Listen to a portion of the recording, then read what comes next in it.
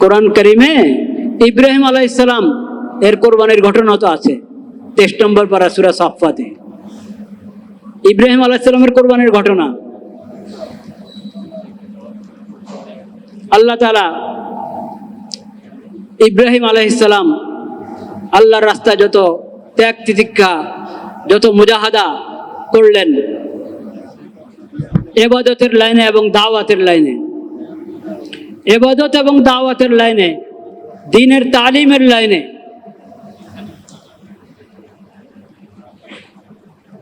ইব্রাহিম আলাইহিস সালাম যত মুজাহাদা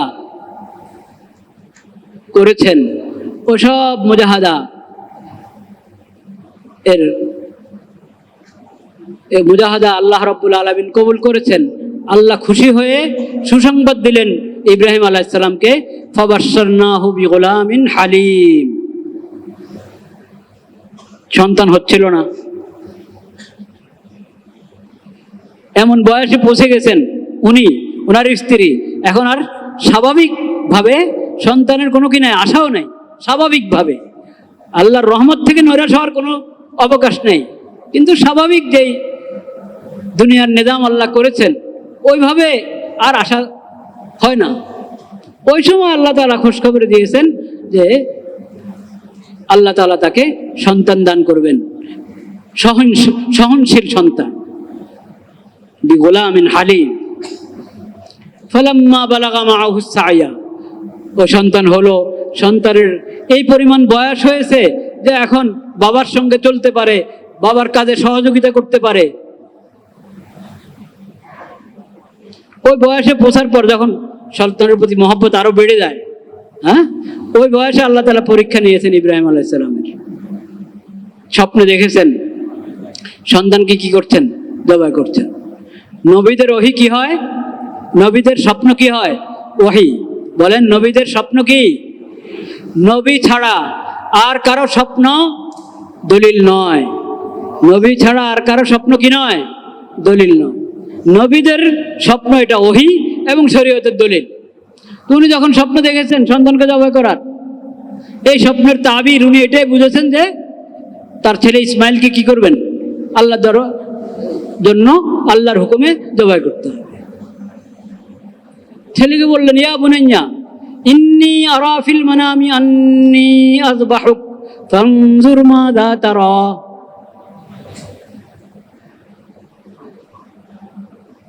হে বৎস, আমি স্বপ্নে দেখেছি যে আমি তোমাকে জবাই করছি, এখন তুমি ভেবে দেখো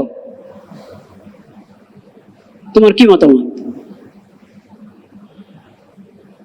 এর মানে না যে ইসমাইল অমত করলে উনি আর আমল করতেন না, তা না। এটা আমল করার সহজ পদ্ধতি। এটা যার সঙ্গে সম্পৃক্ত তাকে আগে থেকে বলে নিল, আর তারও একটা পরীক্ষা হয়ে গেল। কি বলেছেন ইসমাইল? ইয়া আবাতি ফাআল মা তুমার, ইয়া আবাতি ফাআল মা তুমার। বাবা, আপনি যা আপনাকে নির্দেশ করা হয়েছে তা আপনি করেন। সাতাজিদুনি ইনশাআল্লাহু মিনাস সাবিরিন। আমাকে আপনি সবরকারীদের একজন পাবেন, সবরকারী পাবেন, ধৈর্যশীল পাবেন। আমাকে আপনাকে যা নির্দেশ করা হয়েছে আপনি তা করেন। ছেলেও জানে যে নবীর স্বপ্ন কি হয়, আল্লাহর পক্ষ থেকে নির্দেশ, নবী ছাড়া অন্য কেউ না। এখন যদি কোনো মানুষ স্বপ্নে দেখে, একবার না, দুইবার না, 3 বার, 10 বার, 12 বার স্বপ্নে দেখলো তার ছেলেকে সে জবাই করছে, জায়েজ হবে জবাই করা? হারাম। এরকম স্বপ্ন দেখলে আপনি কোরবানি করেন, ঈদুল আজহাতে ডবল কোরবানি করেন। করা জরুরি না, করলে করেন।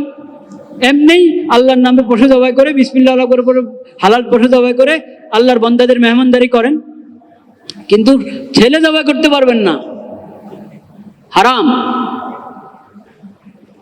ওটা তো নবীর স্বপ্ন ছিল, নবীর স্বপ্ন আল্লাহর পক্ষ থেকে নির্দেশ।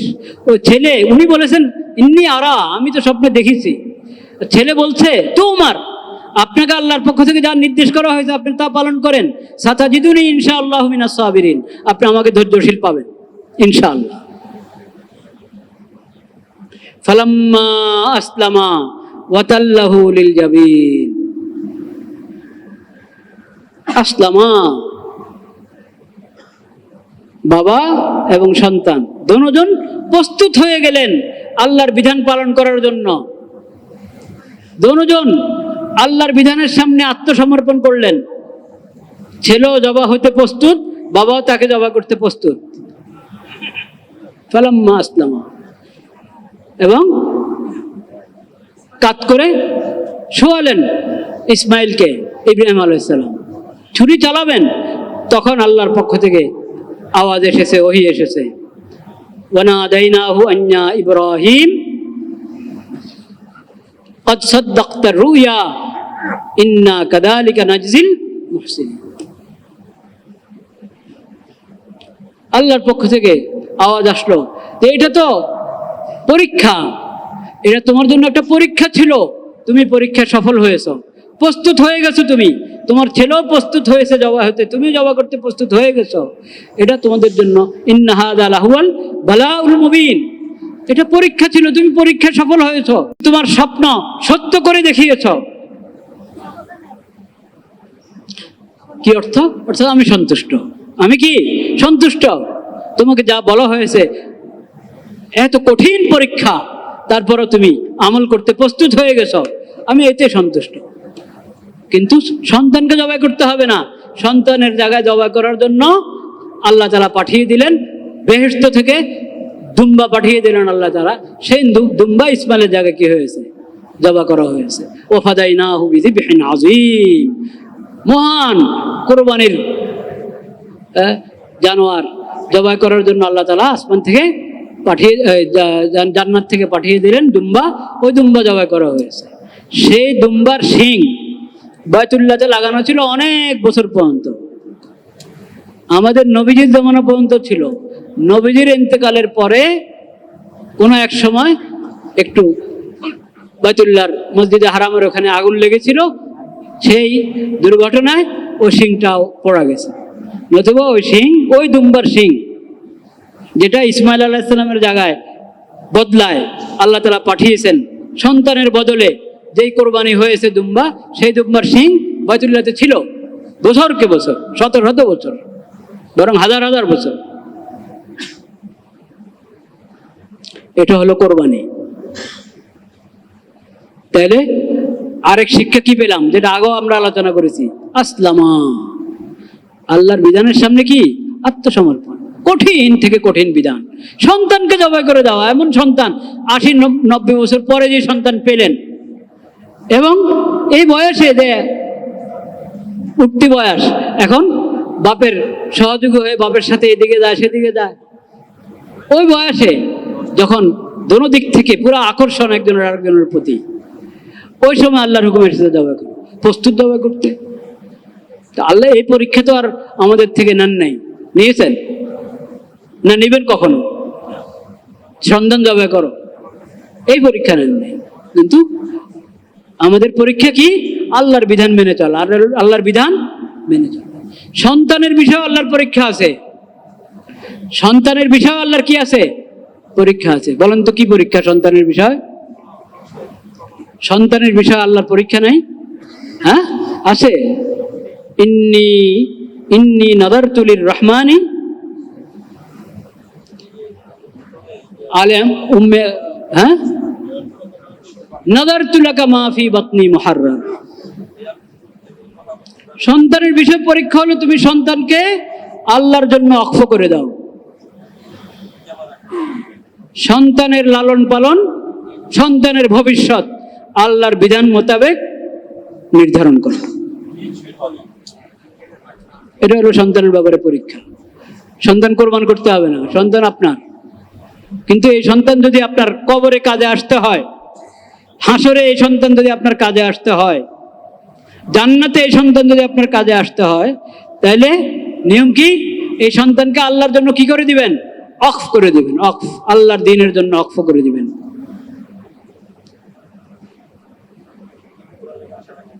সন্তানকে মানুষ বানান, আল্লাহর নেক বান্দা হওয়া শিখান, আল্লাহর নেক বান্দা হওয়া শিখান সন্তানকে, সন্তানকে ইসলামী আদব শিখান, সন্তানকে আদর্শ মানুষ হওয়া শিখান, সন্তানকে আখিরি নবী হযরত মুহাম্মদ মুস্তাফা সাল্লাল্লাহু আলাইহি সাল্লামের আদর্শ উম্মত হওয়া শিখান।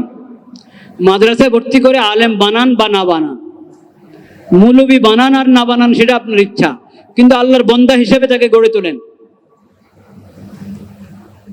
আখিরি নবীর আদর্শ উম্মত হিসেবে তাকে গড়ে তোলেন, একজন আদর্শ ইনসান হিসেবে, আদর্শ মানুষ হিসেবে তাকে গড়ে তোলেন। এরকম করলে আপনি তাকে দিনের জন্য ওয়াকফ করে দিলেন।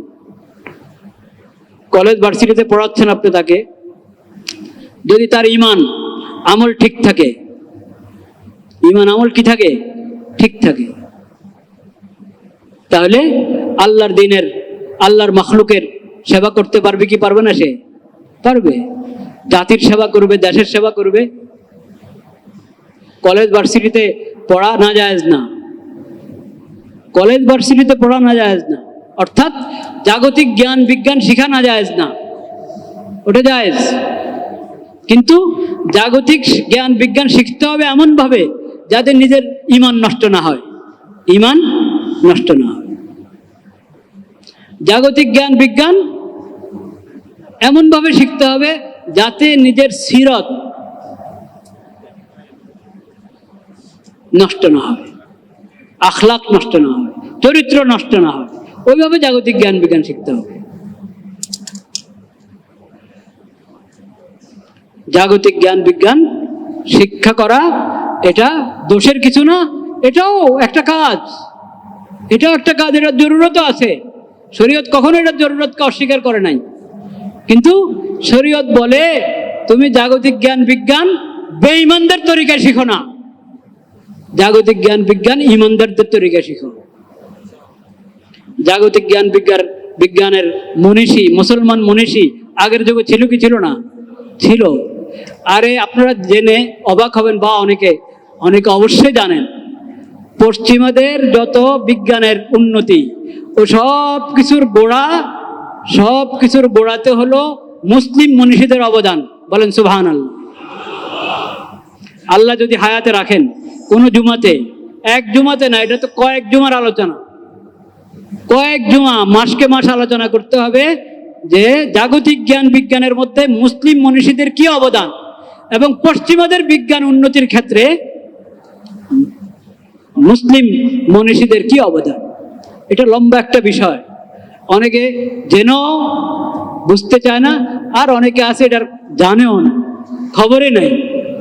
কারণ মুসলিম ইতিহাস, মুসলিম উম্মার ইতিহাস তারা নির্ভরযোগ্য সূত্র থেকে পড়ে না। মুসলিম উম্মার ইতিহাস পড়ে মুসলিম উম্মার দুশমন যারা, তাদের লেখা ইতিহাস থেকে ইতিহাস পড়ে। ভাইয়েরা আমার, কোরবানির আরেকটা শিক্ষা বললাম, ফালাম্মা আসলামা ওয়াতাল্লাহু লিল জামিন। আপনি নিজে এবং সন্তানকে আল্লাহর জন্য ওয়াকফ করে দেন, আল্লাহর জন্য ওয়াকফ করে দেন।